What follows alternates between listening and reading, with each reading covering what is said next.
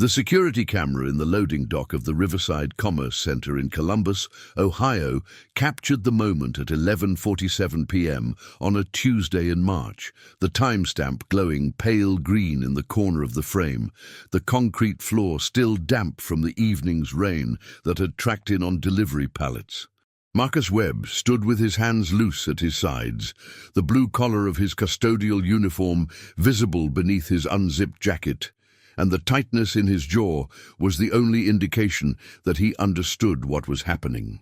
Across from him, Ryan Hollister held a single sheet of paper, his district operations manager badge catching the overhead fluorescence, and his voice carried that particular blend of bureaucratic precision and personal satisfaction that often accompanies the exercise of institutional power over someone with none. "I don't need to explain this twice," Ryan said, and the camera's audio pickup caught every syllable with digital clarity. "You're terminated. Effective immediately. Security will escort you out, and you'll surrender your badge and keys before you leave the property."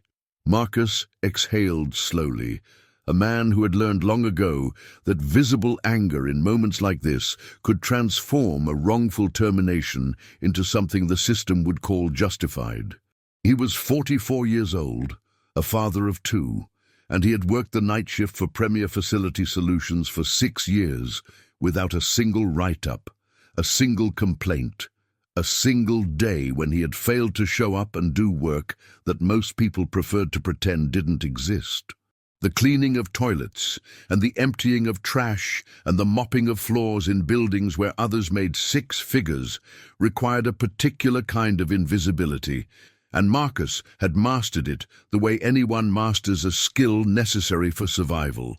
But tonight, standing in the loading dock with his supervisor holding termination papers that Marcus had never seen coming, invisibility was no longer an option. "Can I ask what I did?" Marcus kept his voice level, the question itself a formality because he already knew there would be no real answer, no actual cause that would withstand scrutiny, just the vague institutional language that allowed people like Ryan to do what they wanted and call it policy. Ryan's smile was thin, the expression of someone who had anticipated the question and prepared his response with care. Failure to meet performance standards, insubordination, violation of company protocol. It's all in the documentation. He gestured with the paper, but made no move to hand it over, and the security camera recorded that detail with the same impartiality it recorded everything else, the digital eye that saw but did not yet judge. The thing about power in the American workplace is that it often flows through channels so normalized that even those wielding it forget they are making choices, not following inevitabilities. If you are watching this account unfold and you recognize something in it, something that echoes a story you have heard or experienced or witnessed yourself, consider what it means to bear witness, to acknowledge, to share these chronicles with others who need to know that the pattern is real and documented and not imagined. The act of attention itself becomes a form of testimony. Marcus glanced toward the loading dock's interior door, where he could see the night security guard, Dennis, standing with his arms crossed, a black man in his 60s who had worked this shift for a decade and who would not meet Marcus's eyes now. The message was clear. There would be no intervention, no sudden reversal, no colleague willing to risk their own position by questioning what was happening. The machinery of termination, once set in motion, moved with the weight of institutional inevitability.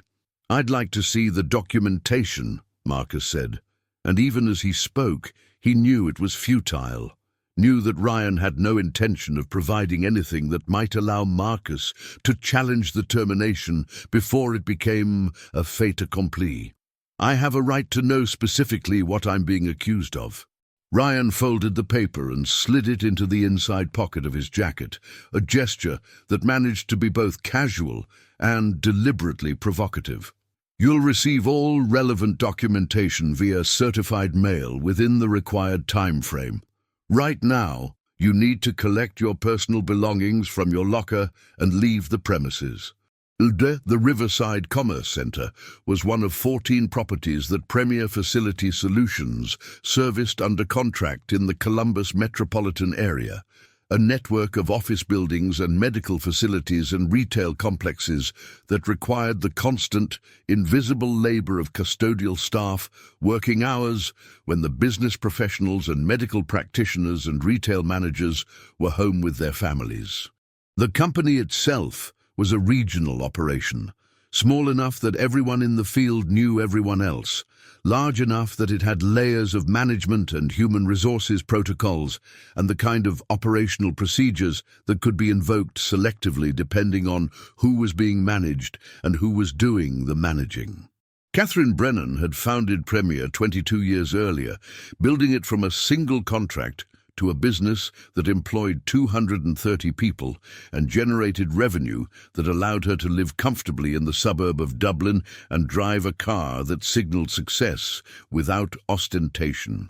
She made a point of knowing her employees' names, or at least the names of those who worked in the main office, and she had instituted policies around fair treatment and professional development that looked progressive on paper and sometimes even translated into practice. But Catherine was not in the loading dock of the Riverside Commerce Centre at 11:47 p.m. on a Tuesday in March. She was at home, asleep, unaware that one of her district managers was terminating one of her most reliable custodians on camera, unaware that the institutional machinery she had built was being used in ways that would, within hours, threaten everything she had constructed. Marcus walked to the small custodial office adjacent to the loading dock, a space barely larger than a closet where the night shift kept their lockers and time cards and the binders full of cleaning protocols that management updated quarterly and staff largely ignored because the protocols were written by people who had never actually cleaned a commercial building at 2 in the morning. His locker held a spare uniform shirt, a lunch container he had forgotten to take home the previous week, and a framed photograph of his daughters, Aisha and Imani, ages 12 and 9, smiling at the camera in their school pictures. He removed the photograph and the lunch container, left the uniform shirt because he would not need it anymore, and closed the locker door with a metallic click that sounded louder than it should have in the small space. Ryan was waiting in the hallway, standing with the posture of someone who wanted to make sure the terminated employee knew he was being watched, monitored, assessed for any sign of resistance that might justify calling actual police rather than just security. Marcus handed over his badge and his keys, the tangible symbols of his authorized presence in a space where he would now be considered a trespasser. And Ryan accepted them with a nod that might have been procedural courtesy or might have been something else. "Good luck," Ryan said, and the words hung in the air with a quality that suggested he meant the opposite, that he was pleased with how the evening had unfolded, that he had wanted this outcome and had engineered it with the careful attention of someone who understood exactly how much power he held and how little recourse Marcus possessed.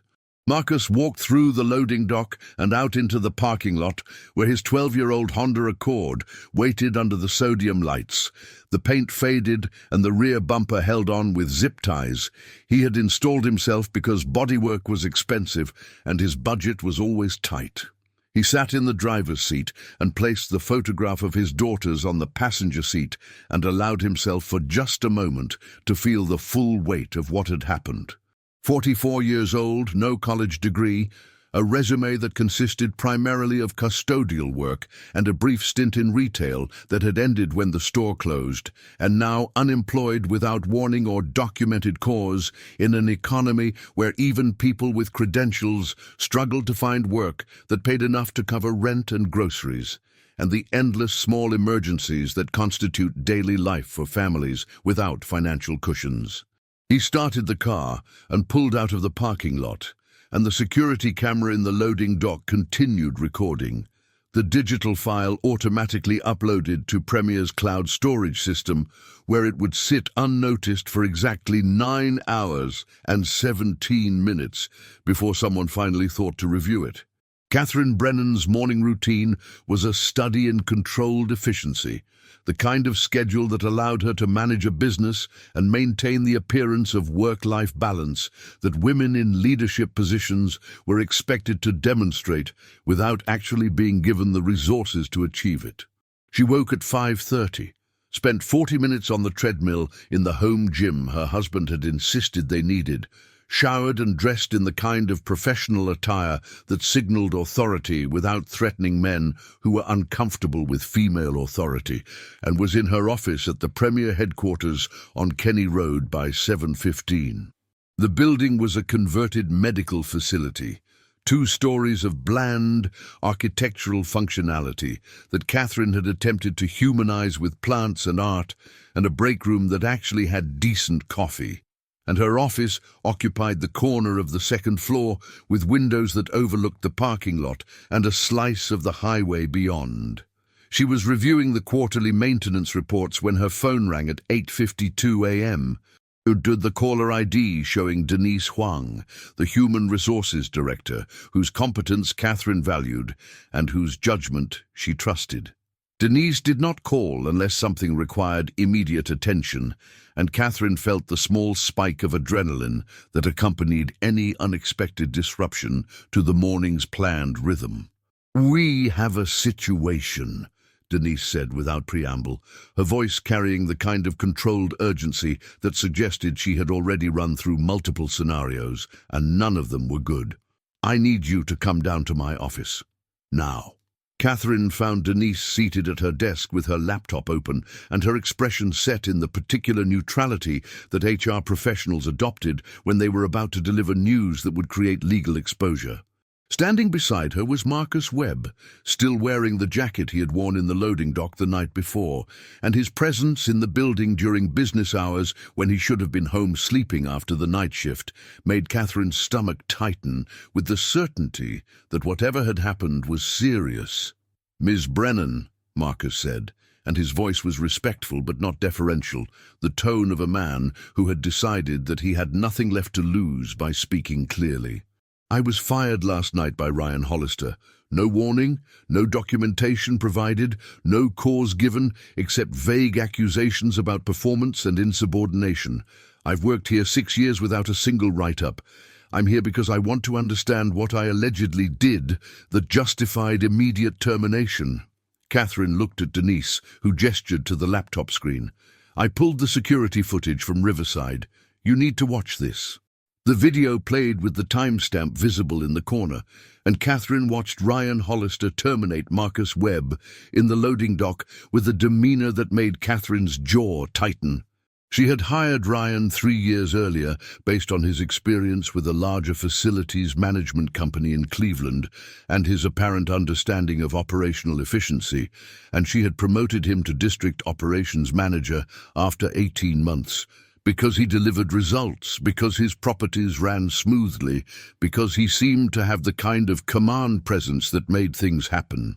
But watching him on the screen now, seeing the way he held himself, the way he spoke to Marcus, the way he clearly took satisfaction in the exercise of his authority, Catherine felt the cold recognition that she had made a serious error in judgment. "Did you document any performance issues?" Catherine asked, still watching the screen where Ryan was pocketing the termination paperwork without letting Marcus read it.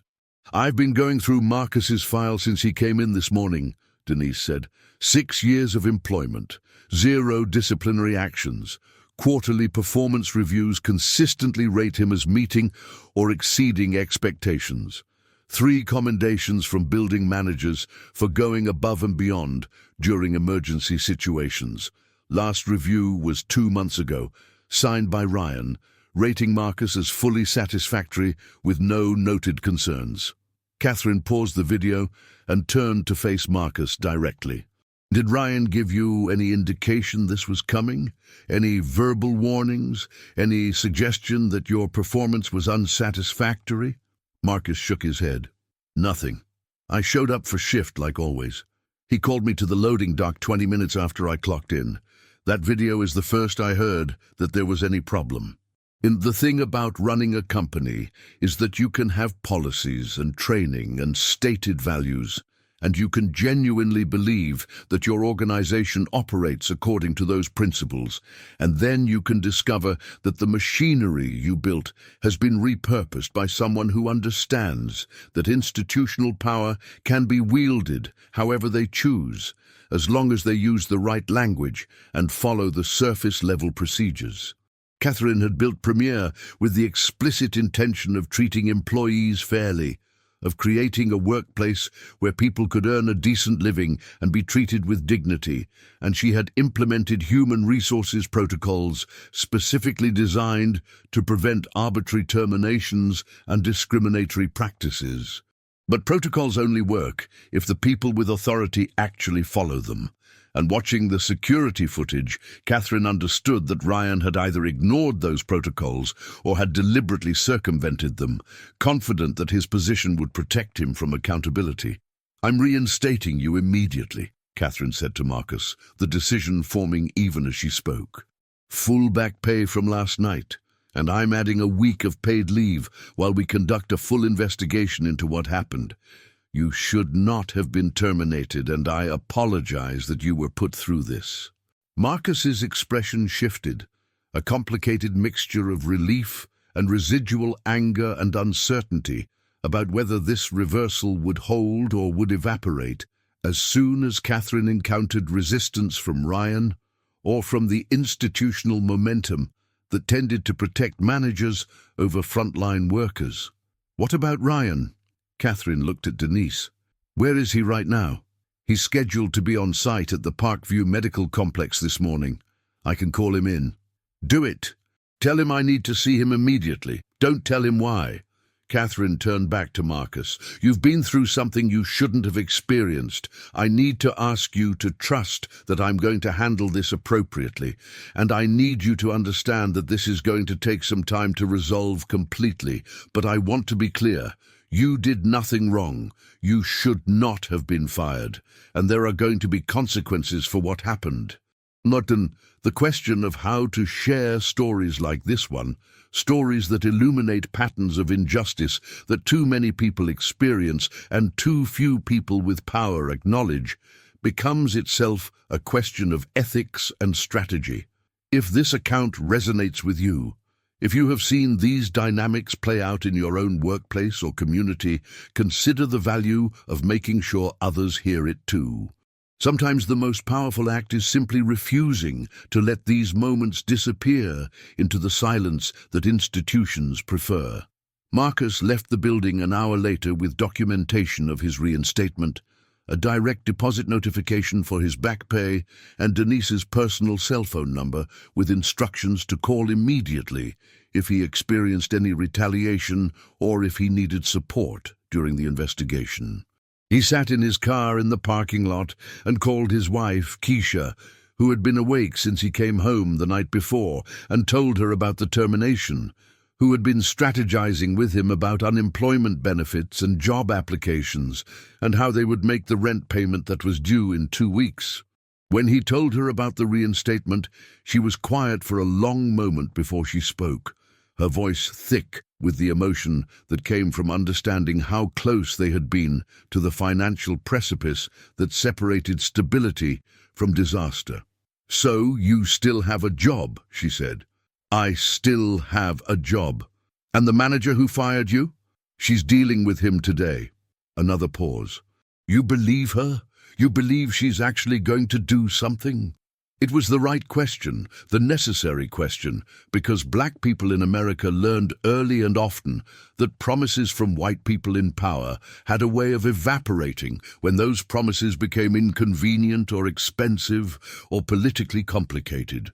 Marcus had been reinstated, but reinstatement was not the same as justice, and Catherine Brennan's expressions of support in the privacy of her HR director's office were not the same as institutional accountability that would prevent the next Ryan Hollister from doing the same thing to the next Marcus Webb. "I don't know," Marcus said honestly, "but I know what I saw on that security footage. She watched Ryan fire me, and she looked angry, really angry. So maybe she actually means it." Ryan Hollister arrived at the Premier headquarters at 10:35 a.m., parking his leased BMW in the spot marked for district managers and walking into the building with the confidence of someone who had no reason to believe that his employment status was about to change. He had fired Marcus Webb the previous night with the certainty that the termination would stand, that there would be no investigation beyond the cursory review that HR conducted for liability purposes, that Marcus would be processed out of the system and forgotten and replaced with another custodian who would understand that their continued employment depended on staying invisible and compliant. Ryan had worked in facilities management for 12 years, moving through 3 companies and accumulating a track record that looked impressive if you focused on operational metrics and ignored the pattern of complaints and turnover that followed him. At his previous employer in Cleveland, he had overseen a district where the retention rate for custodial staff was 30% lower than the company average, and he had been quietly encouraged to find new opportunities elsewhere after the second formal complaint about discriminatory treatment reached the corporate office. Premier had checked his references, but had not dug deeply enough to uncover the settlements and the carefully worded departure agreements, and Catherine had seen only the surface-level credentials and the smooth interview performance that Ryan had perfected. Denise met him in the lobby and escorted him directly to Catherine's office, a deviation from normal protocol that should have alerted Ryan that something was wrong, but apparently did not, because he walked into the room with the same easy authority he always carried. Catherine was standing behind her desk, her laptop open to the security footage from the loading dock, and her expression was professionally neutral in a way that people who knew her well understood meant she was furious. "Have a seat," Catherine said, and Ryan sat in one of the chairs facing the desk, crossing his ankle over his knee in a posture that projected casual comfort. "Denise said you needed to see me urgently. Is there a problem at one of the sites?" Catherine turned the laptop so Ryan could see the screen, the paused footage showing him standing in the loading dock with the termination paperwork in his hand and Marcus Webb visible in the frame. "I need you to explain to me why you terminated Marcus Webb last night without following any of the required procedures for disciplinary action." Ryan's expression did not change, but something shifted in his posture, a slight tension in his shoulders that suggested he understood he was in a more precarious position than he had anticipated. Marcus was terminated for cause: performance issues, insubordination, failure to follow protocols. It's all documented. "Show me the documentation."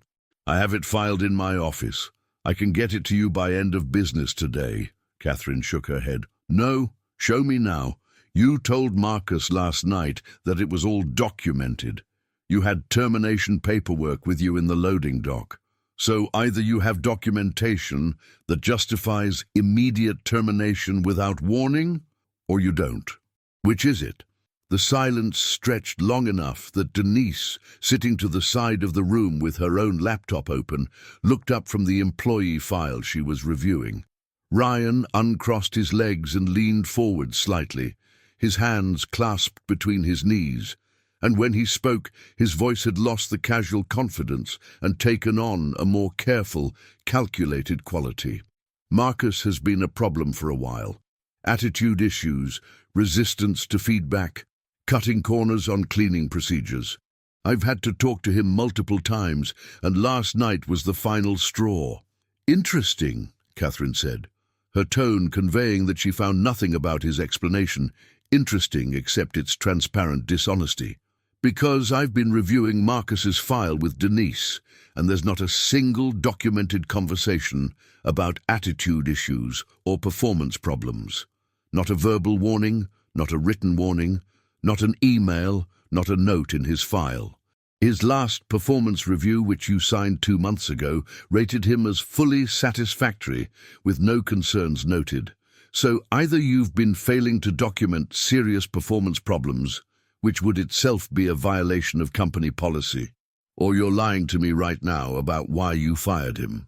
Ryan's face flushed, the red creeping up from his collar, and Catherine saw the moment when he made the decision to double down rather than retreat, to insist on his authority and his judgment rather than acknowledge error. With all due respect, I'm the district operations manager. I'm on the ground with these employees every day. I know what's happening in a way that someone in the corporate office doesn't. If I say Marcus needed to be terminated, then that's a professional judgment call that I'm entitled to make. No, Catherine said, and her voice was quiet but absolutely firm. You're not entitled to terminate an employee without cause and without documentation and without following the procedures that exist specifically to prevent arbitrary firings. And you're definitely not entitled to create a liability exposure for this company by terminating someone in a way that any employment attorney would recognize as potentially discriminatory. The word hung in the air, and Ryan's flush deepened. I didn't fire him because he's black. I fired him because he wasn't doing his job. Then it should be very easy for you to provide the documentation that demonstrates a pattern of poor performance. Except you can't, because it doesn't exist. What does exist is security footage of you terminating a long-term employee with a clean record in a way that suggests you were enjoying the exercise of power over someone you knew had no recourse. And that, Ryan, is not how we operate. That's not who we are as a company, and that's not going to be tolerated. Denise closed her laptop and stood, walking to where Ryan sat and extending a manila folder. This is your termination notice, effective immediately. You'll be paid through today, and you'll receive your accrued vacation pay in accordance with state law. Your company laptop, phone, keys, and badge need to be surrendered before you leave the building. Security will escort you to your office to collect your personal belongings. Ryan stared at the folder without taking it, his face cycling through expressions that ranged from disbelief to anger, to something that might have been calculation, as if he were running through his options and realizing that he had very few. You're firing me for making a personnel decision that was within my authority. I'm firing you for violating company policy, for failing to follow required procedures, for creating legal liability, and for demonstrating judgment that is inconsistent with our values and standards. Catherine sat down at her desk, signaling that the conversation was over. You can accept this folder from Denise, or she can mail it to you. Either way, you're no longer employed by Premier Facility Solutions. Ryan stood slowly, his jaw tight, and took the folder with a movement that was more of a snatch than an acceptance. This is a mistake. I've delivered results for this company. I've managed some of your most profitable contracts. You're firing me because you're more concerned about optics and political correctness than you are about actual operational performance. I'm firing you because you abused your authority and violated policy. If you think that's a wrongful termination, you're welcome to consult an attorney. Denise will escort you to your office now. The thing about consequences in institutional settings is that they are always contingent, always subject to the complex calculations of risk and reputation and power dynamics that determine who gets held accountable and who gets protected. Ryan Hollister was being terminated, but his termination was not inevitable, not written into the fabric of how these situations usually unfold. In many workplaces, in many versions of this story, Ryan would have been protected by the institutional machinery, shielded by the assumption that managers must be trusted to make personnel decisions, insulated by the layers of review and appeals and bureaucratic hesitation that tend to favor those already in positions of authority. What made this situation different was not that Ryan had violated policy, because managers violate policy every day with minimal consequences, but that Catherine Brennan had watched the security footage and had decided that she was not going to allow the violation to stand. But deciding to hold someone accountable and actually ensuring that accountability endures beyond the immediate moment are two different things. And as Ryan walked out of the building with a security guard trailing him and a box of personal belongings under his arm, the real work of institutional change was only beginning. Marcus returned to work the following Monday, stepping into the Riverside Commerce Center at the start of his shift with the complicated awareness that his presence was now a statement, a visible reminder to everyone who worked there that something unusual had happened. The other custodians on the night crew greeted him with a mixture of relief and wariness, pleased that he had not been simply discarded, but uncertain about what his reinstatement meant for the delicate equilibrium they had all learned to maintain. There was Dennis, the security guard who had watched Marcus get fired without intervening, and there was Elena, who worked the third floor and who had been at Premier for 8 years, and there was James, who was new and young and still believed that if you just worked hard enough and kept your head down, you would be treated fairly. "They really brought you back," Elena said, leaning against the custodial closet door while Marcus changed into his uniform. "I heard Brennan fired Hollister." "Like same day, fired him," Marcus nodded, checking his equipment, the industrial mop and the cleaning solutions and the trash bags, the mundane tools of labor that suddenly felt weighted with significance. She watched the security footage, said I shouldn't have been terminated. "You think that's the end of it?" Elena asked, and her skepticism was earned, the product of years of watching management make promises that evaporated when they became inconvenient. "I don't know, but I'm here. I've got my job, and Hollister's gone, so that's something." James, who had been listening from the hallway, stepped into the doorway. "My cousin works for a different facilities company. He said managers do this kind of thing all the time.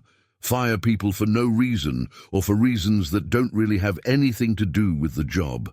And most of the time, nothing happens. The person gets fired. Maybe they file a complaint. But by the time anyone looks into it, they've already been replaced and everyone's moved on. That's why the camera matters," Dennis said, and everyone turned to look at him, surprised because Dennis rarely offered opinions beyond the minimum required for his security role. Brennan could see exactly what happened. Hollister couldn't spin it, couldn't make it about Marcus doing something wrong. The camera told the story. It was true. And it was also incomplete, because security cameras captured incidents all the time, and those recordings sat in digital storage and were never reviewed by anyone with the authority to act on what they showed. The camera in the loading dock had recorded Ryan's abuse of power, but the camera alone had not created accountability. What had created accountability was Marcus's decision to walk into the Premier headquarters the next morning, instead of accepting his termination, and Denise Huang's decision to pull the footage and insist that Catherine watch it, and Catherine's decision to treat what she saw as actionable rather than as an unfortunate personnel matter that could be managed away with the standard bureaucratic rituals. The night shift at the Riverside Commerce Center unfolded with its usual rhythm, the emptying of trash cans, and the vacuuming of carpets, and the cleaning of restrooms, the work that sustained the fantasy that office buildings were naturally clean spaces rather than spaces that required constant, invisible labor to maintain. Marcus moved through his assigned floors with the efficiency of someone who had internalized the routines, and he found himself thinking about the ways that power operated in environments like this one, how the architecture of employment created conditions where someone like Ryan could wield authority over someone like Marcus with minimal oversight, and how that dynamic persisted across industries and regions and economic sectors. At 2:17 a.m., Marcus was mopping the third-floor break room when his phone buzzed with a text from Keisha. She had been researching employment law, trying to understand what recourse Marcus might have beyond just getting his job back, trying to determine whether what Ryan had done constituted something actionable in legal terms or was just the kind of everyday mistreatment that happened so frequently it had ceased to be remarkable. The text read, "Found a lawyer who does employment discrimination cases. Free consultation. Call tomorrow?" Marcus stared at the screen, the decision point obvious and complicated. He had his job back. Catherine had fired Ryan. Premier was conducting what Denise had called a comprehensive review of district management practices.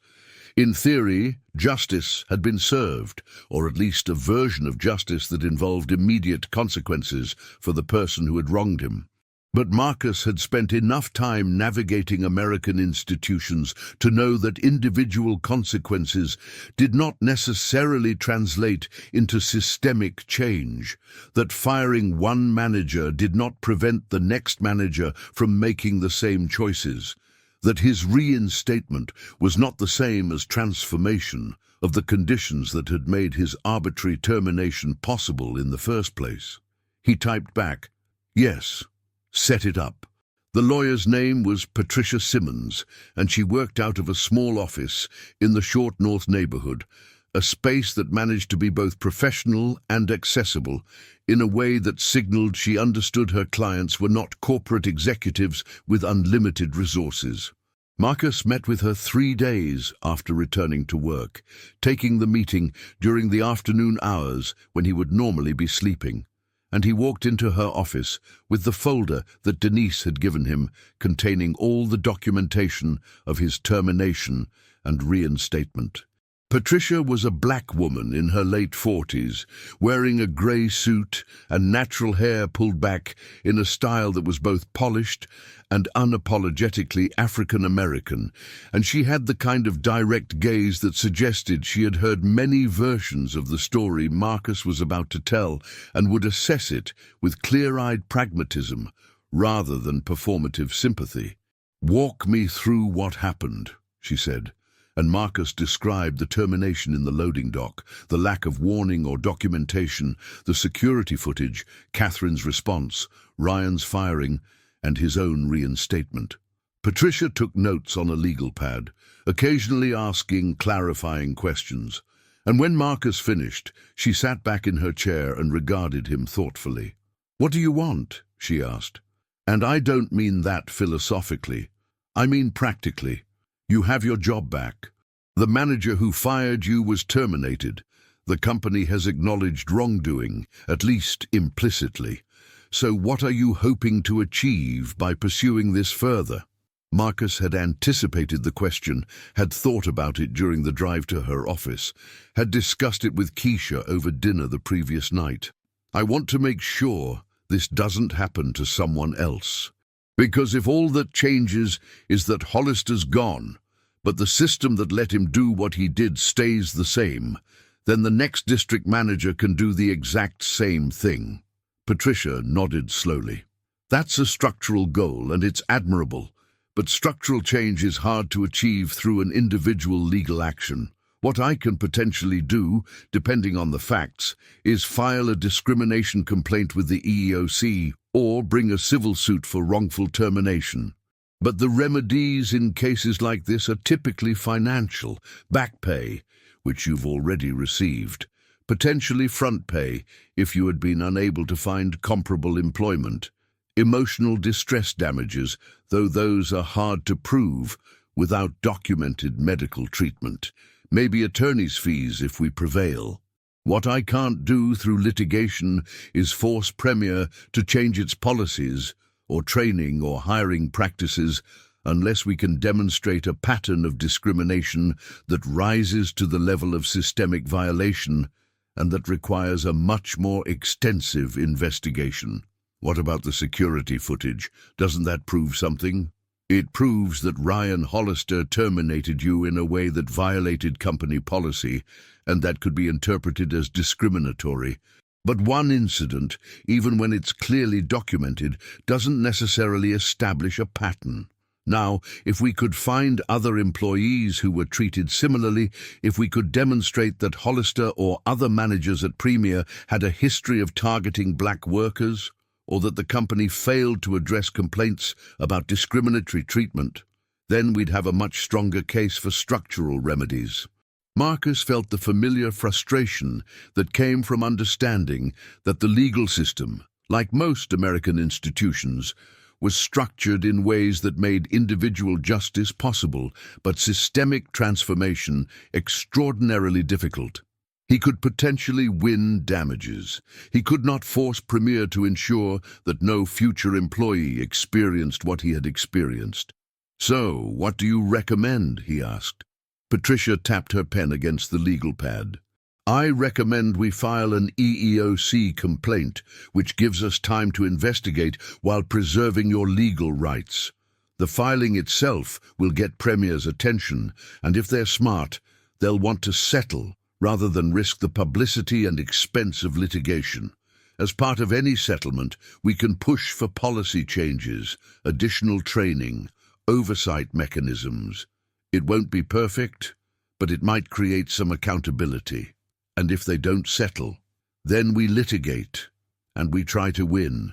But litigation is expensive and time-consuming and emotionally draining, and even when plaintiffs prevail, the remedies are often disappointing compared to the effort required to obtain them. I'm not trying to discourage you.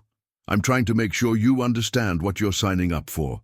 Marcus thought about the security footage, about the fact that his firing had been captured on camera in a way that left no room for ambiguity or interpretation.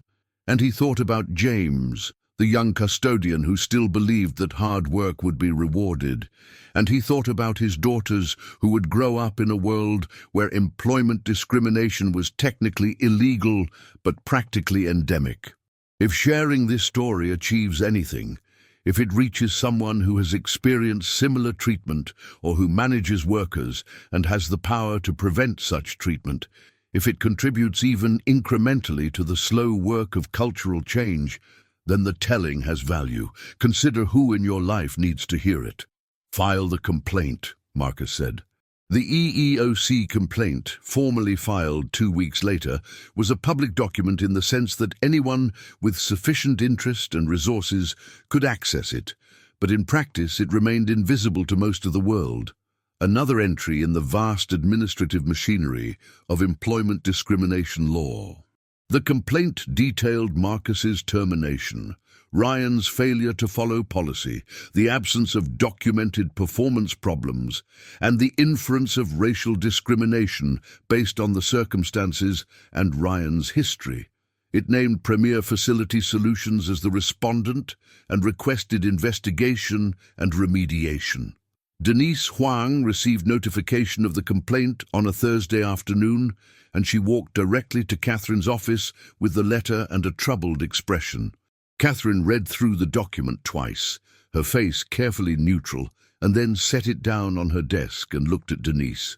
"How concerned should we be?" Catherine asked. "Moderately to very, depending on what the investigation turns up. Marcus has a strong factual case. He was terminated without cause, without documentation, in a way that violated our own policies. We fired Ryan, which helps demonstrate that we took the situation seriously, but it doesn't erase the underlying violation. If the EEOC investigator is thorough, they're going to want to review all of Ryan's personnel decisions, look for patterns, interview other employees, and if they find evidence of disparate treatment or a pattern of targeting black workers, this becomes a much bigger problem." Catherine leaned back in her chair, the leather creaking slightly, and stared at the ceiling as if she might find answers there. "Do you think there is a pattern? Was Ryan targeting people? I don't know. But I think we need to find out, and we need to find out before the EEOC does, because if there are other cases, other complaints that were never formally filed or were resolved informally, and the investigator discovers them while we're claiming this was an isolated incident, we lose all credibility." The decision to conduct an internal investigation was both prudent risk management and an acknowledgement that Catherine had not been paying sufficient attention to what was happening in the operational side of her business. She had focused on growth and contracts and financial sustainability, and she had delegated personnel management to her district managers with the assumption that they would operate according to the policies and values she had articulated. But delegation without oversight had created space for Ryan to abuse his authority, and there was no guarantee that Ryan was the only one doing so. Catherine hired an external investigator, a former employment attorney named Donald Reeves, who specialized in workplace investigations and who had a reputation for being thorough and politically neutral. His engagement letter specified that he would review personnel files for all custodial staff who had been terminated or disciplined during Ryan's tenure as district manager, conduct confidential interviews with current and former employees, review relevant communications and security footage, and produce a report with findings and recommendations. The investigation took 6 weeks, and during that time, the daily operations at Premier continued with a kind of nervous normalcy, everyone aware that something significant was happening, but uncertain about what it would mean. Marcus returned to work each night and cleaned his assigned floors and interacted with his colleagues, and slowly the fact of his presence stopped being remarkable and became simply part of the new reality. Donald Reeves's report arrived on a Tuesday morning in June, delivered electronically and in a sealed hard copy, and Catherine cleared her afternoon to read it with Denise. The document was 63 pages long, methodically organized and utterly damning. The executive summary opened with a paragraph that made Catherine's stomach knot. The investigation uncovered evidence of a pattern of discriminatory conduct by Ryan Hollister during his tenure as District Operations Manager. Analysis of termination and disciplinary records reveals statistically significant disparate treatment of black custodial staff compared to white custodial staff in comparable roles. Interviews with current and former employees revealed multiple incidents of racially insensitive comments, selective enforcement of policies, and retaliatory actions against employees who questioned or resisted Hollister's decisions. The report detailed 9 terminations during Ryan's 3-year tenure as district manager. 6 of the terminated employees were black. All 6 black employees had been terminated for alleged performance issues that were either undocumented or poorly documented, and none had received progressive discipline prior to termination. Of the 3 white employees who had been terminated, 2 had documented criminal offenses that occurred during employment, and the 3rd had multiple documented instances of job abandonment. The disparity was stark enough that even without testimony about specific incidents of racial bias, the pattern itself constituted evidence of discriminatory treatment. But the testimony provided additional context that was even more troubling. 3 former employees described incidents where Ryan had made comments about black custodians being lazy or having attitudes or not understanding professional standards. 2 current employees described being passed over for schedule preferences or overtime opportunities in favor of white colleagues, despite having greater seniority. A former employee, a black woman named Vanessa Carter, who had worked at Premier for 4 years before being terminated by Ryan for alleged insubordination, described an incident where Ryan had told her she was too aggressive for questioning why she had been assigned to clean restrooms, while a less experienced white colleague was assigned to vacuuming and trash removal.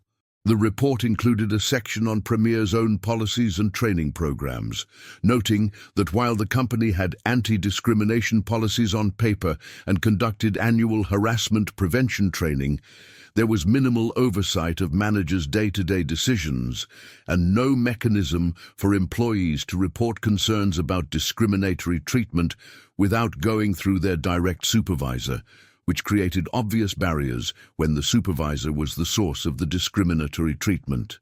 Donald Reeves's recommendations were extensive. Implement a third-party reporting system for discrimination complaints, conduct enhanced training for all managers with an emphasis on documentation and progressive discipline, establish regular audits of termination and disciplinary decisions to identify potential disparities, create clear consequences for managers who violate anti-discrimination policies, and consider offering remediation to employees who were terminated under questionable circumstances during Ryan's tenure. Catherine read the report twice and then sat in silence for several minutes while Denise waited.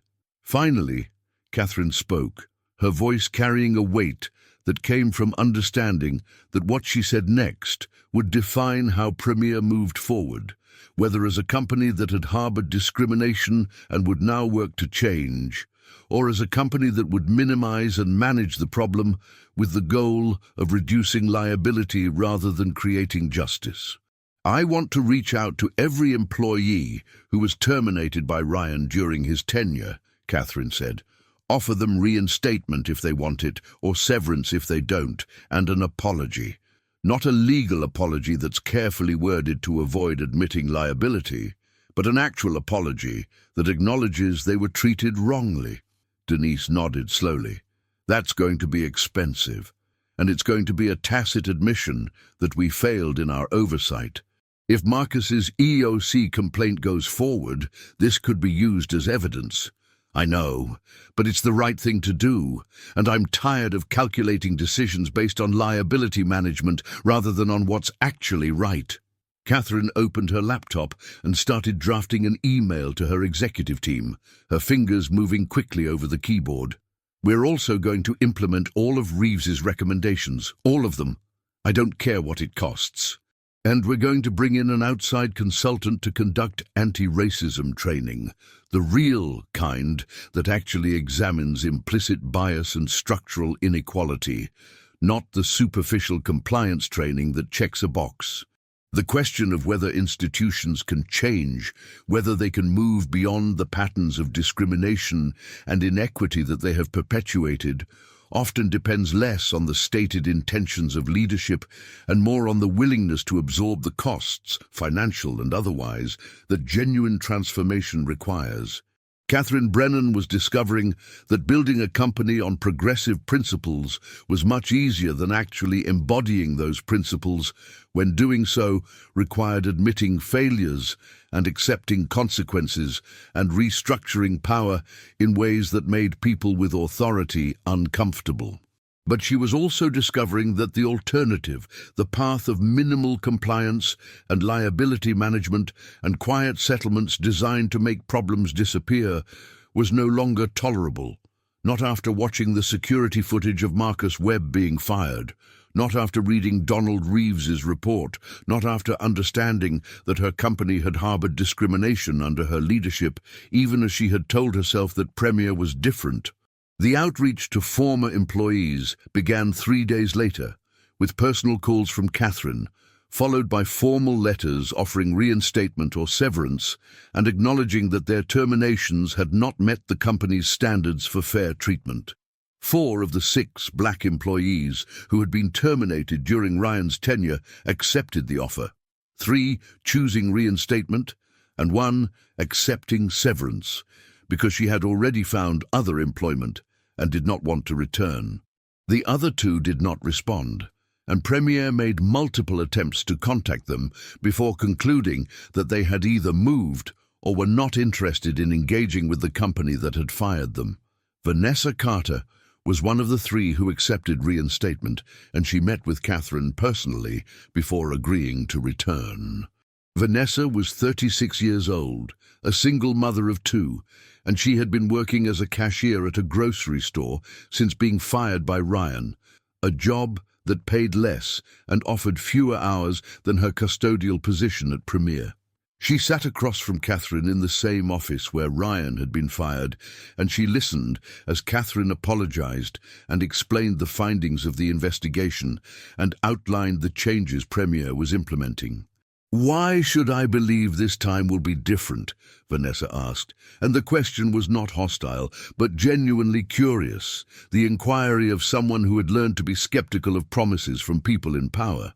Hollister's gone, but what happens when the next manager decides they don't like me, or decides I'm too aggressive, or decides I don't fit whatever idea they have about how I'm supposed to act? What's going to protect me then? Catherine could have offered corporate reassurances, could have pointed to the new policies and the training and the oversight mechanisms that were being implemented. But Vanessa deserved more than reassurances, deserved an acknowledgement that no system was perfect, and no policy could guarantee that discrimination would never occur again. I can't promise that you'll never experience bias or unfair treatment again, Catherine said. What I can promise is that we're putting systems in place that make it easier to report problems and harder for managers to ignore them, and that when issues are raised, they'll be taken seriously and investigated. And I can promise that I'm personally committed to making sure that what happened to you and to Marcus and to others doesn't happen again. Vanessa considered this for a long moment. I need to feed my kids.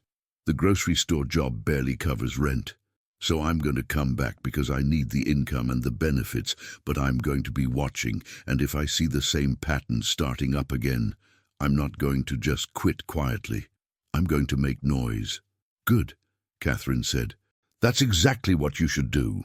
Marcus learned about the investigation findings and the outreach to former employees during a meeting with Patricia Simmons, who had been in communication with Premier's attorneys regarding his EEOC complaint. Patricia explained that Premier was proposing a settlement that included a financial payment, a formal apology, and implementation of the policy changes that Donald Reeves had recommended. The offer is substantial, Patricia said, showing Marcus the figures. $50,000, which is well above what you'd likely receive if we litigated and won, plus the apology and the policy changes, which addresses your stated goal of preventing this from happening to others. And they're not requiring a non-disclosure agreement, which means you can talk about what happened. Marcus looked at the settlement offer, at the number that represented more money than he typically earned in a year, at the language acknowledging that his termination had been wrongful and discriminatory. What's the catch?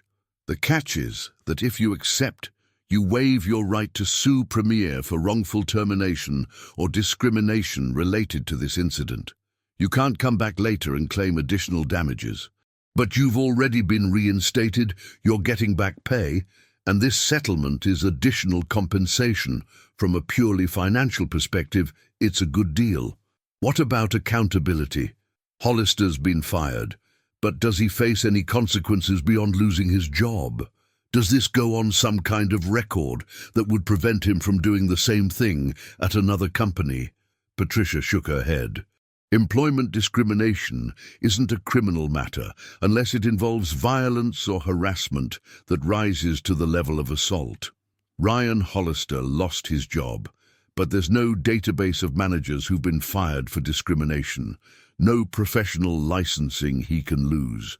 He can put Premier on his resume and claim he left for other opportunities, and his next employer probably won't dig deep enough to discover the real reason for his departure. That's one of the structural problems with how employment discrimination is handled in this country. Individual consequences, when they happen at all, rarely translate into systemic barriers that prevent bad actors from simply moving to another workplace. Marcus felt the familiar frustration, the understanding that even when the system worked, even when discrimination was documented and acknowledged and resulted in consequences, the victory was always partial, always limited by the broader structures that made discrimination possible in the first place. But he also understood that partial victory was still victory, that his reinstatement and Ryan's firing and Premier's policy changes represented progress, incremental and incomplete, but real. "I'll take the settlement," Marcus said, "but I want the apology to be public, not hidden in legal documents. I want Premier to acknowledge publicly what happened." Patricia made notes on her legal pad. "I can push for that. They may resist because public acknowledgement increases reputational risk, but given that they're already implementing policy changes and bringing back other employees, they may be willing. Let me negotiate." Lille. The final settlement included all the financial terms Patricia had outlined, plus an agreement that Premier would issue a public statement acknowledging that Marcus Webb had been wrongfully terminated and that the company had implemented new policies and training to prevent similar incidents. The statement would be posted on Premier's website and sent to all employees. The statement appeared 3 weeks later, and it was more candid than the typical corporate communications around discrimination settlements. Premier Facility Solutions acknowledges that in March 2025, one of our employees, Marcus Webb, was wrongfully terminated by a district manager in violation of company policy and in a manner that reflected racial bias. Mr. Webb's termination was not based on performance issues or policy violations and should never have occurred. We have since conducted a comprehensive review of our personnel practices, implemented new oversight and reporting mechanisms, and provided additional training for all managers. We have also reached out to other employees who may have been similarly affected and offered remediation. We are committed to creating a workplace where all employees are treated with dignity and fairness, and we recognize that this requires ongoing vigilance and accountability. We apologize to Mr. Webb and to any other employees who experienced unfair treatment, and we are taking concrete steps to ensure that our practices match our stated values. The statement was signed by Catherine Brennan, and it included contact information for employees who had concerns about discriminatory treatment. The public nature of the statement meant that the story of Marcus Webb's termination and reinstatement became known beyond the immediate circle of Premier employees. Local media picked up the story, initially from a tip provided by someone inside the company, and within days, Marcus found himself being interviewed by a reporter from the Columbus Dispatch about his experience. He had been reluctant to speak publicly, uncomfortable with the attention and aware that visibility came with risks. But Keisha had encouraged him to share his story, arguing that silence allowed these patterns to continue, while visibility created pressure for change. The article that appeared in the Dispatch was straightforward and factual, recounting Marcus's termination, the security footage, Catherine's response, the investigation findings, and the settlement. It included a photograph of Marcus standing outside the Riverside Commerce Center, and it quoted him saying, "I didn't want this to happen to the next person. That's why I kept pushing. Not for money, but because the system that let me get fired without cause needed to change." Nadum. The article was shared widely on social media, and the comment section became a microcosm of the broader national conversation about race and employment and institutional accountability. Some commenters praised Catherine for taking action and Marcus for pursuing justice. Others questioned whether racial discrimination had actually occurred or whether Marcus was simply a disgruntled employee gaming the system. Still others shared their own stories of arbitrary terminations and workplace bias, adding to the growing archive of testimony about how power operates in American workplaces. And some people, reading the account of what happened to Marcus and understanding that it was not unique, not exceptional, but representative of patterns that play out constantly across industries and regions, chose to share the story with others, to use it as a teaching tool, to reference it in conversations about workplace equity. Sometimes the most powerful response to injustice is simply ensuring that it cannot be ignored, that it enters the public record, that it becomes part of the shared knowledge that shapes how we understand and address systemic inequality. Ryan Hollister spent the weeks after his termination from Premier oscillating between anger and calculation, between the impulse to fight the termination publicly and the recognition that doing so would require him to defend the indefensible. He had consulted with an employment attorney about potential wrongful termination claims, but the attorney had been blunt. The security footage eliminated any possibility of claiming that his termination was unjustified, and the investigation findings would make any litigation extremely difficult. Ryan could file a complaint, but he would almost certainly lose, and the process would make him unemployable in facilities management. So instead, Ryan focused on finding his next position, crafting a resume that emphasized his operational achievements and elided the circumstances of his departure from Premier, networking with contacts at other facilities management companies, and preparing explanations for why he was looking for new opportunities. He told people that he had left Premier due to philosophical differences with ownership about operational direction.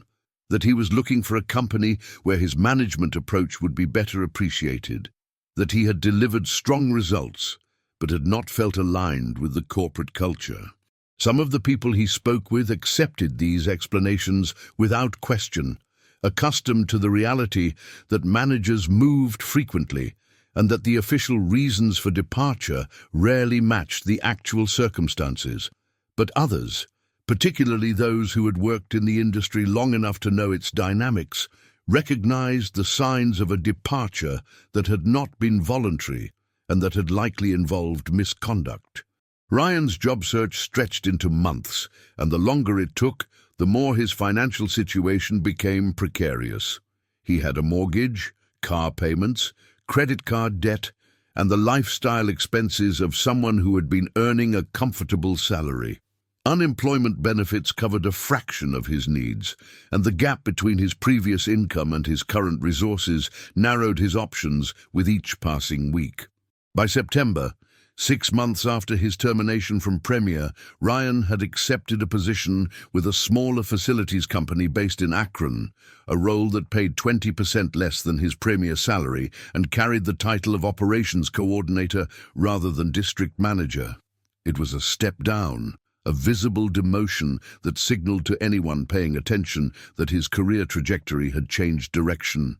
And Ryan accepted it with the bitter understanding that he had few alternatives. But the Akron company had not conducted a sufficiently thorough background check, had not contacted Premier directly or spoken with anyone who could have told them about Ryan's termination, and had not discovered the discrimination findings. Ryan's new employer was smaller, less sophisticated about human resources and compliance, and more willing to hire someone with impressive operational credentials, without investigating too carefully why those credentials had not translated into stable employment at his previous company.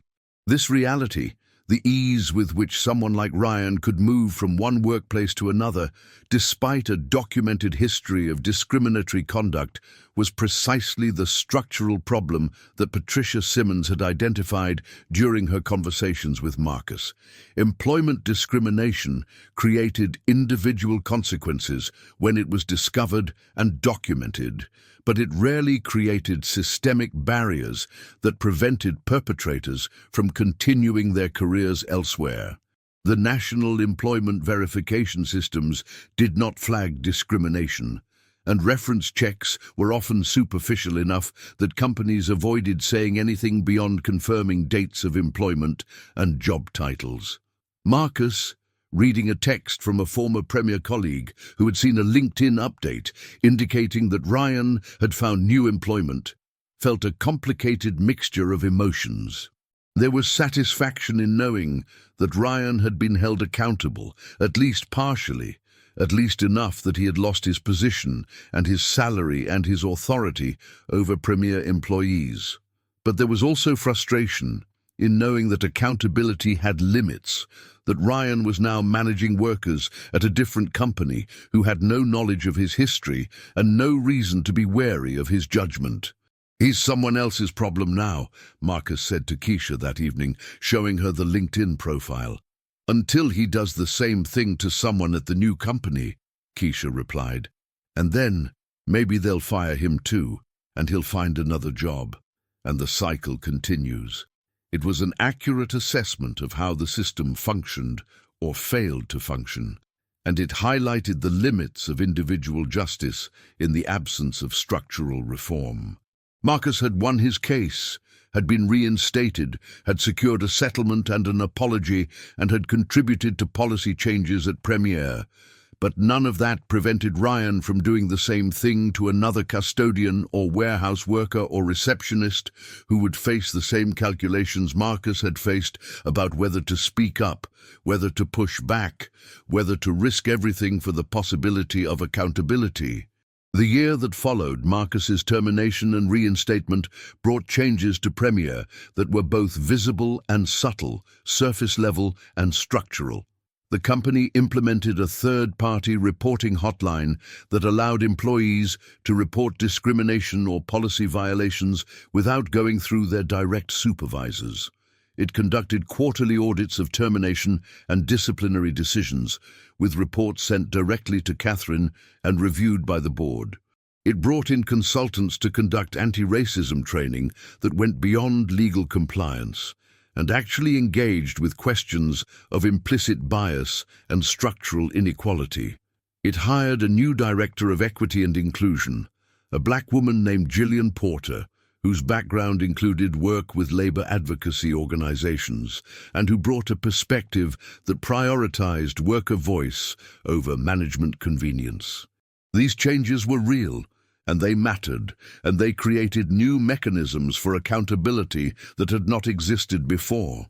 But they also existed within the broader context of a company where the power dynamics that had made Ryan's actions possible remained largely intact, where managers still had significant discretion over hiring and firing and discipline, where custodial workers remained among the lowest paid and least secure employees, where the vulnerability that came from economic precarity shaped every workplace interaction. Marcus continued working the night shift at the Riverside Commerce Center, but his relationship to the work had changed in ways both obvious and subtle. He was no longer invisible, no longer just another custodian whose presence went unremarked. Other employees knew his story, knew that he had been fired and had fought back and had won, and that knowledge changed how they interacted with him. Some treated him with a kind of cautious respect, recognizing that he had demonstrated a willingness to challenge authority. Others kept their distance, uncertain whether association with someone who had filed an EEOC complaint might somehow create risk for them. The settlement money had provided a financial cushion that Marcus and Keisha had never experienced, and they had been strategic about using it.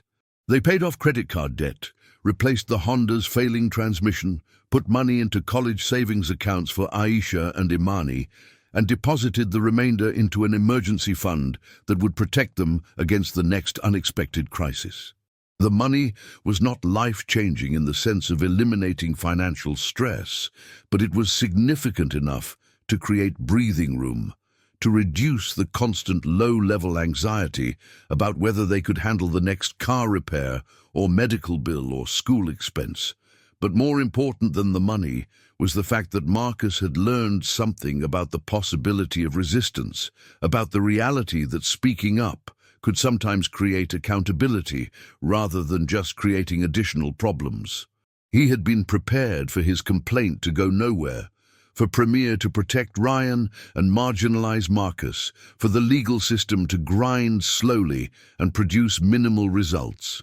The fact that Catherine had acted quickly, that the investigation had been thorough, that Premier had implemented meaningful changes, felt almost improbable, a deviation from the usual patterns that Marcus had observed over decades of working in environments where frontline workers had little power and significant grievances.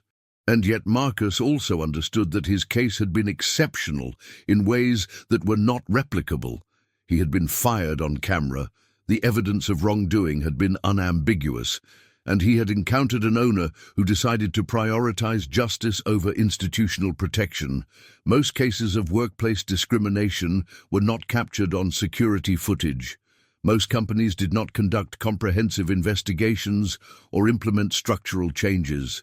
Most employees who filed complaints faced retaliation or marginalization or bureaucratic stonewalling that wore them down until they gave up.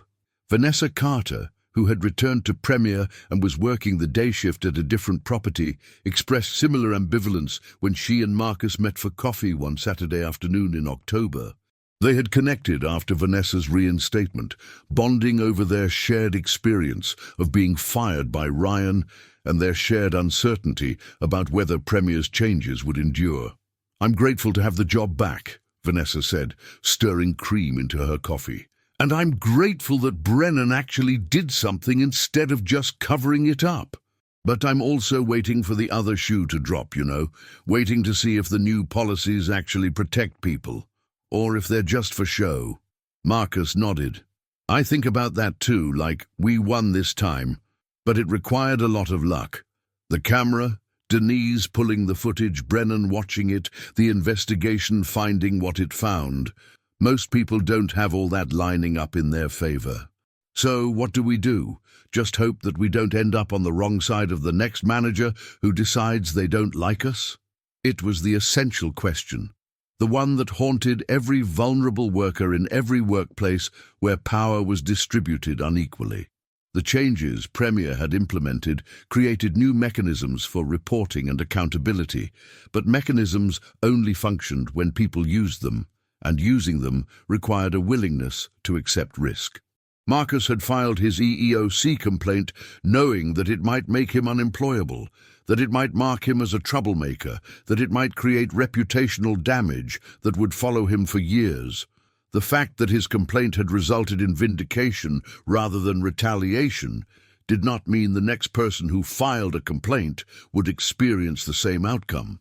"I think we keep doing what we're doing," Marcus said. "Show up, do good work, document everything and speak up when we see something wrong, and hope that enough other people do the same that it becomes harder to ignore." That's a lot of hoping. Yeah, but I don't know what else there is. The conversation captured a truth that was both dispiriting and essential.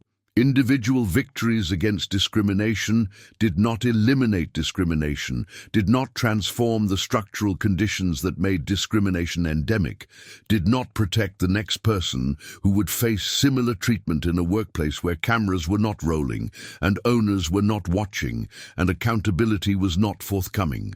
But individual victories also mattered, created precedents and taught lessons, and demonstrated that resistance was possible. And in the accumulation of individual victories across thousands of workplaces and millions of employees, something that might eventually resemble systemic change could emerge, or might not. The uncertainty was part of the experience, part of what it meant to pursue justice in a society that was structured to make justice difficult and expensive and contingent on factors largely beyond individual control. Catherine Brennan spent the year after the investigation grappling with questions about what it meant to run an ethical company in an economic system that often rewarded the opposite. She had built Premier with good intentions, had genuinely believed that she was creating a workplace where people were treated fairly, and the discovery that Ryan Hollister had been engaging in discriminatory practices under her leadership forced her to confront the limits of good intentions in the absence of vigilant oversight. The policy changes and the training and the new equity director represented genuine commitments, but Catherine was also aware of the ways that institutional inertia and economic pressure created constant temptation to backslide, to treat the changes as box-checking exercises rather than as ongoing transformations, to gradually return to the status quo ante once the immediate crisis had passed. The board of directors had supported the changes, but several board members had expressed concern about the costs, about the potential liability exposure from conducting too thorough an investigation, about the reputational risks of acknowledging discrimination publicly. Catherine had pushed back, arguing that the greater risk was not addressing the problem, not changing the conditions that had allowed discrimination to flourish. But she understood that her authority was not absolute, that boards could be replaced owners, that the next financial crisis or competitive pressure might create momentum for cutting costs in ways that would inevitably impact the equity initiatives she had fought to implement. In November, almost 9 months after Marcus's termination, Catherine visited the Riverside Commerce Center during the night shift, something she had rarely done during her tenure as owner. She walked through the building with Marcus and Elena and James, watching them work, listening to their perspectives on the changes Premier had implemented, asking questions about what was working and what was not. "The reporting hotline is good," Eleanor said, wiping down the kitchen counter in a 5th-floor break room. "Knowing we can call someone outside the company if we have a problem, that's important. But I think most people are still scared to use it. Scared that even though it's supposed to be anonymous, somehow management will figure out who called and there will be consequences." What would make you feel safer about using it? Catherine asked. Elena thought for a moment. If we saw it work. If someone reported something and there was an actual investigation, and actual consequences, and the person who reported didn't get fired or demoted or suddenly have their schedule changed to the worst shifts. Right now, it's just this number we're supposed to call if there's a problem, but we don't know if calling it will actually help or if it'll just make things worse. It was honest feedback, the kind that Catherine needed to hear, and that employees were often reluctant to provide to owners.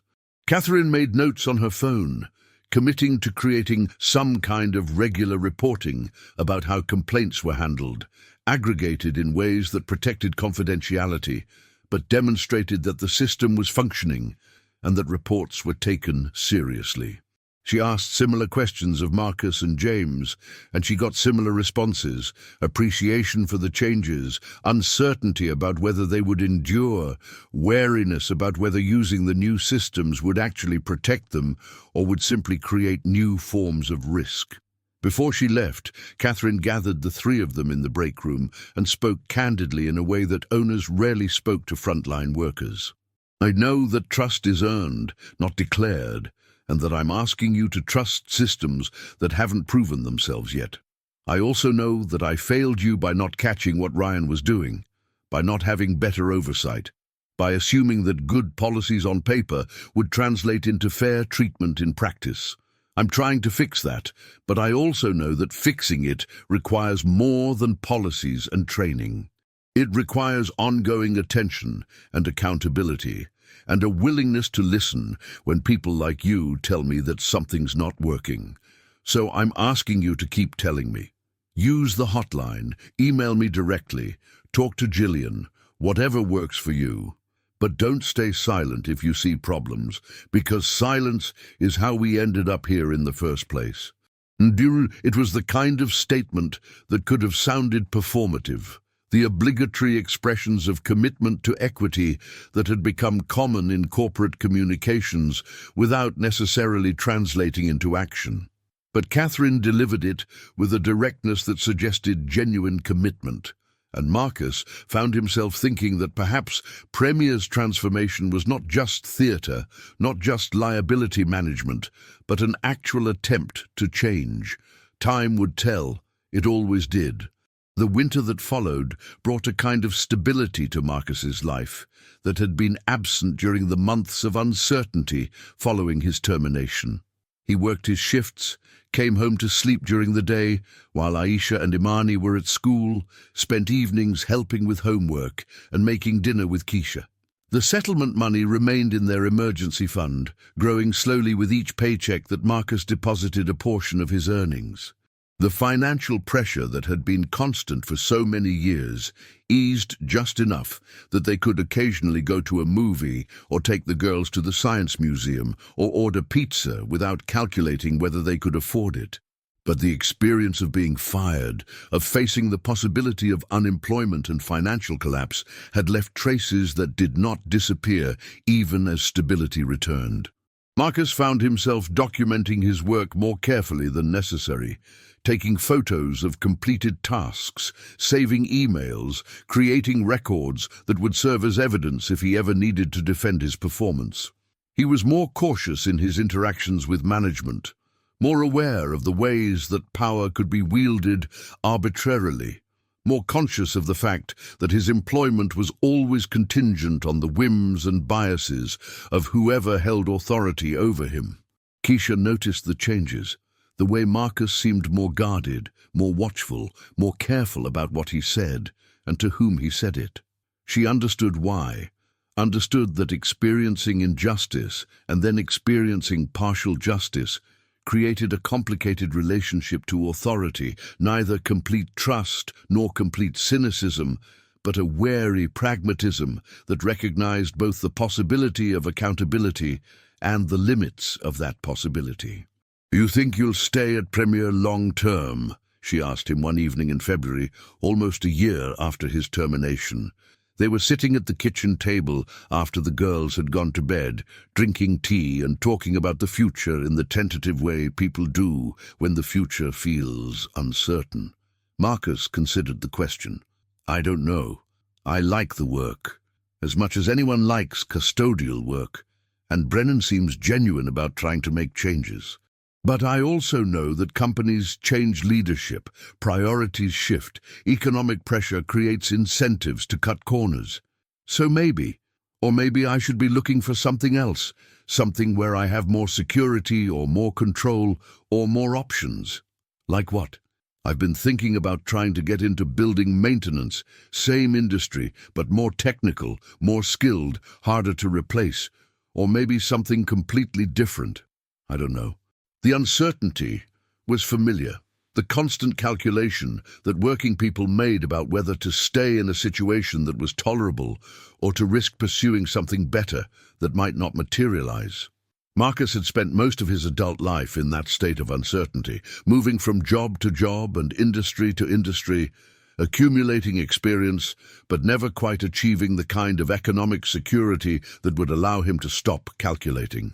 But he had also learned, through the experience of fighting his termination and winning, that speaking up was sometimes possible, that institutions could sometimes be pushed toward accountability, that the machinery of power was not always invulnerable to challenge.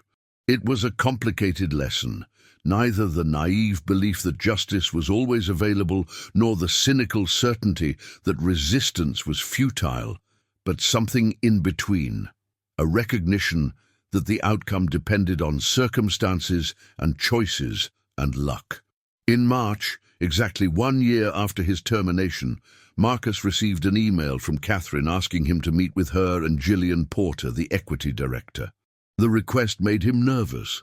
The old fear that he was being called in for discipline or termination, but he responded that he was available and scheduled the meeting for a Friday afternoon before his shift began.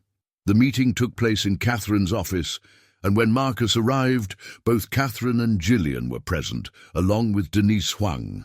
The fact that HR was present intensified Marcus's nervousness, but everyone's demeanor was friendly rather than formal, suggesting that whatever was happening was not disciplinary. "Thank you for coming in," Catherine said, gesturing for Marcus to sit. "We wanted to talk to you about a potential opportunity. As you know, we've been working this past year to improve our practices and create better systems for accountability. One of the things we've realized is that we need more input from frontline workers about what's actually happening in our properties, what problems people are experiencing, what managers are doing well or poorly. Right now, most of that information never reaches us because the reporting systems are formal and intimidating, and people are afraid to use them." Marcus nodded, unsure where this was going. Gillian leaned forward slightly. "We're creating a new position. Working title is Employee Advocate. The person in this role would be available to all Premier employees as a resource for questions, concerns, complaints, whatever they need. They would have the authority to escalate issues directly to Catherine or to me, bypassing the normal management chain if necessary. They would conduct site visits, talk to workers, identify problems before they become formal complaints. Basically, they would be a bridge between frontline workers and leadership, someone who understands the workers' perspective because they've done the work themselves. "We want you to consider taking the position," Catherine said. "It would be full-time, day shift, based here at headquarters but with regular site visits. Salary would be $45,000, which is about 30% more than you're making now, plus benefits and a company vehicle. You'd report directly to Gillian, and you'd have protection from retaliation built into your employment contract." Marcus stared at them, trying to process what was being offered. It was not a custodial position. It was not manual labor performed at night when no one was watching. It was something that resembled advocacy, something that would give him a voice in how the company operated, something that would allow him to use his experience to help other workers avoid what he had experienced. "Why me?" he asked. "Because you've been through what a lot of our workers are afraid of," Gillian said. "You know what it's like to be terminated unfairly, to file a complaint, to push back against a system that's designed to protect management rather than workers. And you did it with integrity and persistence. That's exactly the perspective we need in this role. And because people trust you," Catherine added. "Elena and Vanessa and others have told me that workers feel comfortable talking to you, that you listen and you're straight with them. That's not something we can train someone to do. Either people have it or they don't." Marcus thought about the offer, about what it would mean to take a position that was explicitly about advocacy and accountability, about whether he trusted Premier enough to believe that the role would have actual authority rather than just being symbolic. He thought about the fact that taking the job would mean leaving custodial work, leaving the night shift, leaving the familiar routines he had known for 6 years. He thought about the salary, about what an extra $15,000 a year would mean for his family, about whether this was an opportunity or a co-optation, a genuine chance to create change or a way for the company to neutralize him by bringing him into management. If you have followed this account from Marcus's termination through his reinstatement and the investigation and the changes Premier has implemented, consider the complexity of the choice he faces now. Consider what it means for someone who has experienced injustice to be offered a position within the institution that perpetrated that injustice, offered the chance to work for change from the inside with all the compromises and complications that entails. Consider sharing this story with someone who understands these dynamics, who knows that progress is always partial and always contingent, and always requires difficult choices about how to pursue justice within systems that resist transformation. "Can I think about it?" Marcus asked. "Of course," Catherine said. "Take a week. Talk it over with your family. And if you have questions about what the role would actually entail, schedule time with Gillian, and she can walk you through it in more detail." Marcus left the meeting and sat in his car in the parking lot for 20 minutes, calling Keisha and explaining the offer, describing his uncertainty about whether to accept. Keisha listened, asked questions, and then said something that clarified the decision. "This is a chance to actually change things," she said. "Not just for you, but for everyone who works there. Yes, maybe the company is offering it because it makes them look good, or because they want to co-opt you. But so what? If you can use the position to actually help people, to prevent what happened to you from happening to someone else, then who cares about their motivations? Take the job, make them keep their promises, and if they don't, you quit and you file another complaint and you make noise. But at least try." It was practical advice, rooted in the understanding that opportunities for black people in America often came with complications and compromises, that purity was a luxury they could not afford, that progress required working within imperfect systems and pushing them toward greater justice, even knowing that the pushing would be constant and exhausting and never fully successful.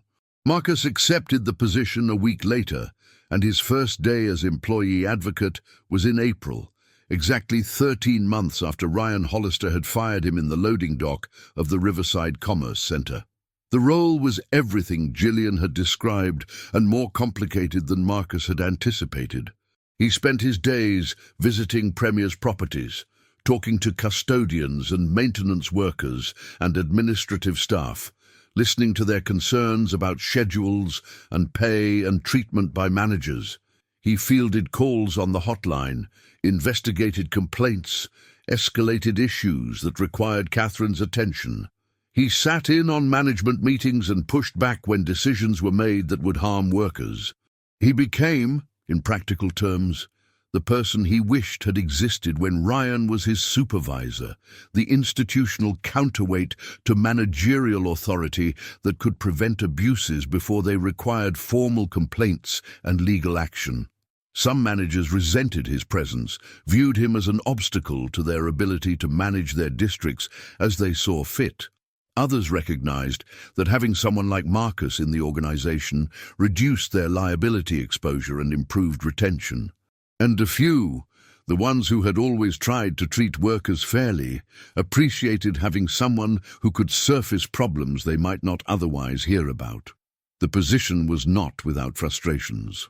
Marcus discovered quickly that many of the problems workers faced were structural, rooted in economic pressures and competitive bidding and thin profit margins, and that even a well-intentioned owner like Catherine had limited ability to address those problems without fundamentally changing the business model. He learned that policy changes were easier to announce than to implement, that training was often forgotten under the pressure of daily operations, that managers found ways to circumvent new procedures when those procedures made their jobs harder. But he also saw victories, small and incremental.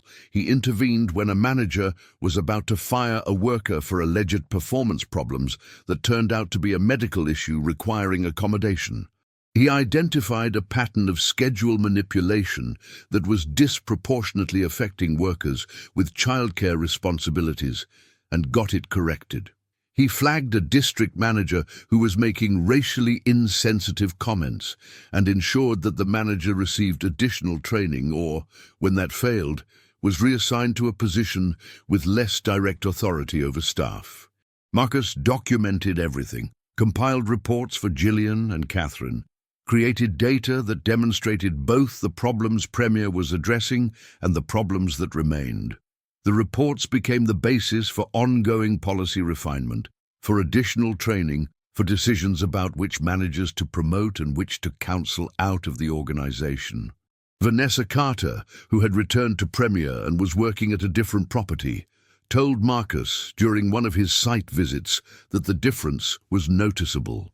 "People feel like they can actually say something now," she said. "It's not perfect, and there are still managers who don't want to hear complaints, but knowing you're there, knowing we can call you or email you, that matters. It doesn't fix everything, but it helps." It was the best endorsement Marcus could have received, the validation that the role was creating value beyond just making Premier look good or reducing legal liability. He was helping actual people navigate actual problems, using his authority to protect those with less power, doing work that felt meaningful in ways his custodial work, however necessary, had not. The year that followed brought continued evolution at Premier, some of it driven by the equity initiatives Marcus and Gillian were championing, some of it driven by broader market forces and competitive pressures.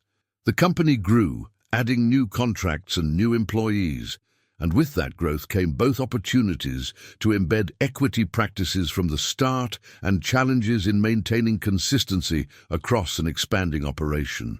Catherine promoted Denise Huang to Chief Operating Officer, a recognition of her role in identifying and addressing the problems that Ryan's tenure had created. She hired additional HR staff to ensure that every property had access to professional human resources support. She implemented a profit-sharing program that distributed a portion of the company's earnings to frontline workers, a tangible acknowledgement that they contributed to the company's success. And she continued to support Marcus's work as employee advocate, even when that work created friction with managers or cost money or required difficult conversations. Catherine had learned, through the experience of discovering discrimination in her own company, that stated values were meaningless without mechanisms for enforcement, that good intentions did not translate into equitable outcomes, that running an ethical company required ongoing vigilance and a willingness to accept costs that competitors might avoid. Marcus, now 2 years removed from his termination and experiencing a kind of professional stability he had never previously known, found himself reflecting on the arc of what had happened. He had been fired without cause, had fought back, had won, and had parlayed that victory into a position where he could help prevent similar injustices. It was a narrative of progress, of individual agency, creating positive change, of institutions responding to pressure and accountability. But Marcus also knew that the narrative was incomplete, that his success was exceptional rather than representative, that the vast majority of workers who experienced what he had experienced did not have security cameras capturing the injustice, or owners willing to investigate, or attorneys willing to take their cases or settlements that created financial cushions. He knew that for every Ryan Hollister who was fired for discrimination, there were dozens who were never discovered, never held accountable, never prevented from moving to the next company and the next group of vulnerable workers. The structural problems that made employment discrimination endemic had not been solved, had barely been dented. What had changed was that one company had implemented practices that reduced the likelihood of discrimination within its specific operations, and one worker had achieved a measure of justice and had used that justice as a platform for helping others. It was something, it was not everything, and the gap between something and everything was where the real work remained. Ryan Hollister, working his diminished role at the facilities company in Akron, occasionally thought about Marcus Webb and Catherine Brennan and the termination that had derailed his career. He told himself that he had been treated unfairly, that he had made a reasonable personnel decision that had been second-guessed by people who did not understand operational realities, that the security footage had been taken out of context and weaponized against him.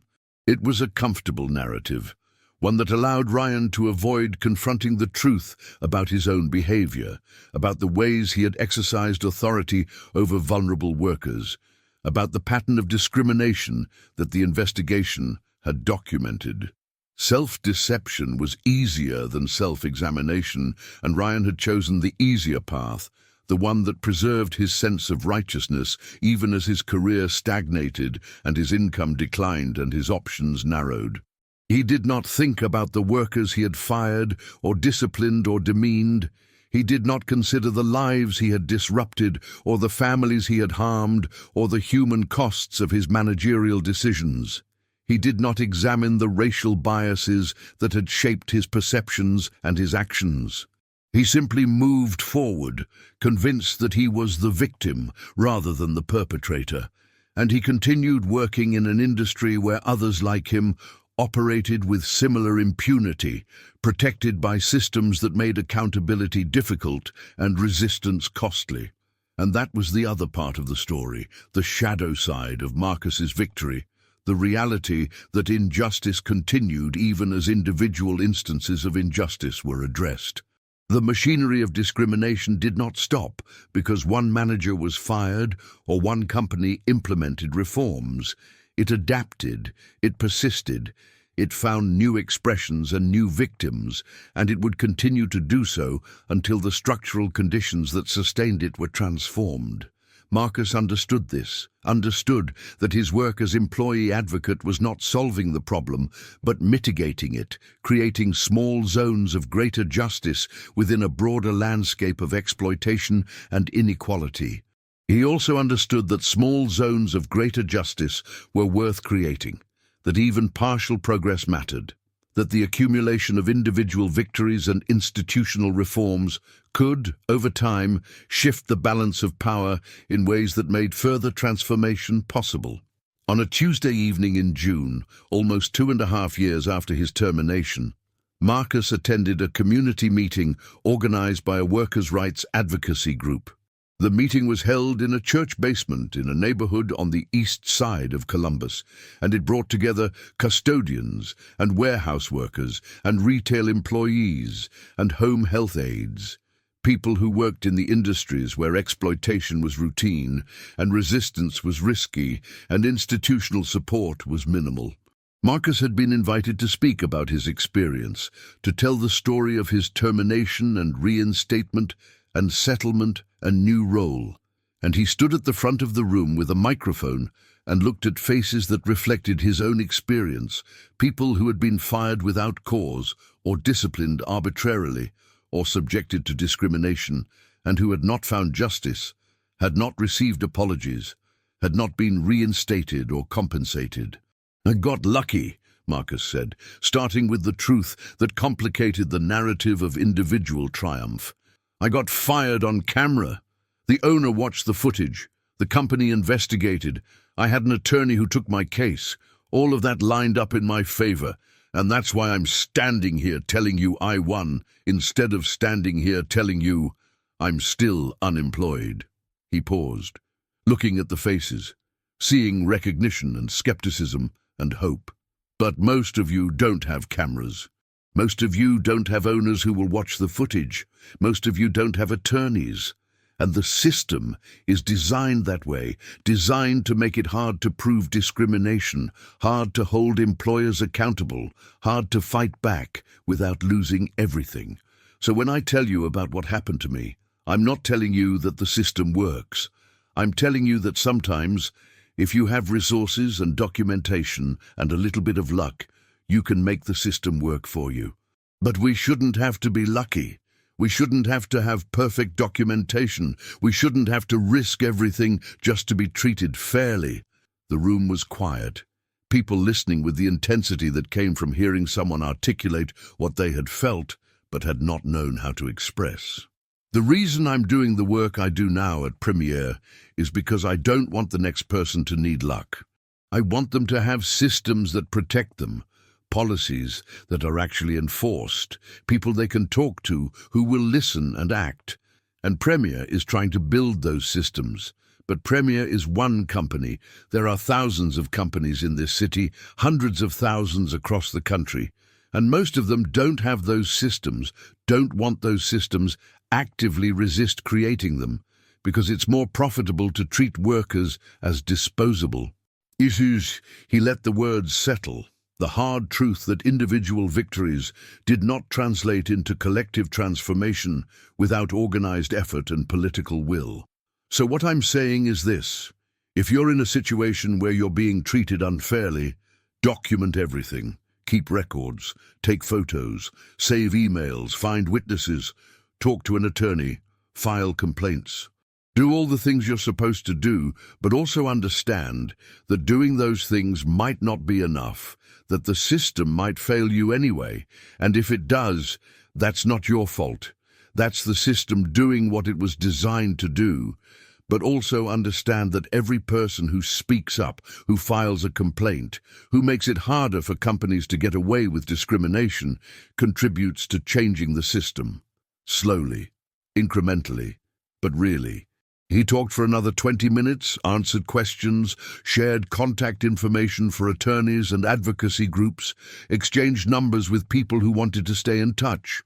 And when the meeting ended, he felt the complicated satisfaction that came from using his experience to help others, from transforming personal injustice into public testimony, from contributing to the slow work of creating a more equitable society. Keisha picked him up after the meeting, and they drove home through neighborhoods where people were returning from shifts at warehouses and hospitals and retail stores, people whose stories were largely invisible, whose labor sustained the economy, but whose names appeared nowhere except on timesheets and disciplinary reports and termination notices. Marcus watched them through the car window, thinking about how many of them had experienced what he had experienced, thinking about how few would ever achieve the accountability he had achieved, thinking about the distance between the justice that was possible and the justice that was necessary. "How'd it go?" Keisha asked. "Good. Hard. A lot of people with stories similar to mine, but without the happy ending." "You told them what they needed to hear?" "I tried. Told them the truth, which is that the system mostly doesn't work, but sometimes you can make it work if you push hard enough and get lucky." "That's a hard message." "Yeah, but it's the truth. And people deserve the truth, not false hope." They drove in silence for a while, and then Keisha said, "You've done something important, you know. Not just getting your job back, but everything after. The settlement, the investigation, the new position, helping other people. That matters." "I know. But it also feels like it's not enough, like there's always more that needs to be done. There is always more. That doesn't mean what you've done doesn't count. It was the wisdom that sustained anyone doing justice work. the understanding that progress was incremental and that incremental progress was still progress, that the fact that everything had not been fixed did not mean that nothing had been fixed. Marcus had changed Premier, had helped create systems that protected workers, had used his experience to benefit others. It was not everything. It was something. And sometimes something was enough to keep going. The last thing worth noting about this chronicle is how it ends, which is to say that it does not end, not really, because the dynamics it describes continue beyond any individual story. Marcus Webb still works as employee advocate at Premier Facility Solutions, still visits properties and listens to concerns and escalates problems and pushes for accountability. Catherine Brennan still runs the company, still grapples with the tension between profitability and equity, still tries to build an organization that treats workers fairly. Ryan Hollister still works in facilities management in Akron, still exercises authority over workers, still carries the beliefs and biases that led him to fire Marcus without cause.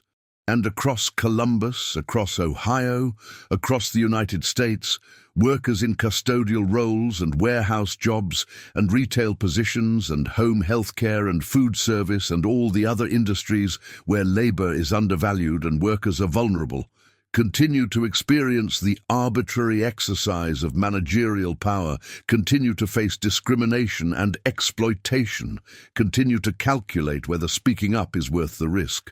Some of them will find justice, most will not. The machinery of employment discrimination will continue to operate, will continue to produce victims, will continue to be challenged by those victims and by advocates and by attorneys and by organizers, and will continue to resist transformation with all the institutional weight that systems of power can marshal. But every story that gets told, every instance of injustice that gets documented, every victory that gets shared, contributes to the archive of evidence that makes denial more difficult and change more possible. If this account has reached you, if it has illuminated something about how power operates in American workplaces, if it has clarified the ways that racial bias shapes employment decisions, then it has served its purpose. And if you choose to share it, to use it in conversations about equity and accountability, to reference it when these dynamics appear in your own context, then perhaps it contributes to the slow work of cultural transformation that precedes and enables structural reform. Marcus Webb was fired on camera. Catherine Brennan watched the footage and acted. Ryan Hollister lost his job. Premier Facility Solutions changed its practices. It is a story of accountability achieved, of justice won, of individual agency creating consequences. But it is also a story about the limits of individual victories, about the persistence of structural inequality, about the ongoing necessity of resistance and advocacy and collective action in pursuit of a more equitable society. The work continues. It always does.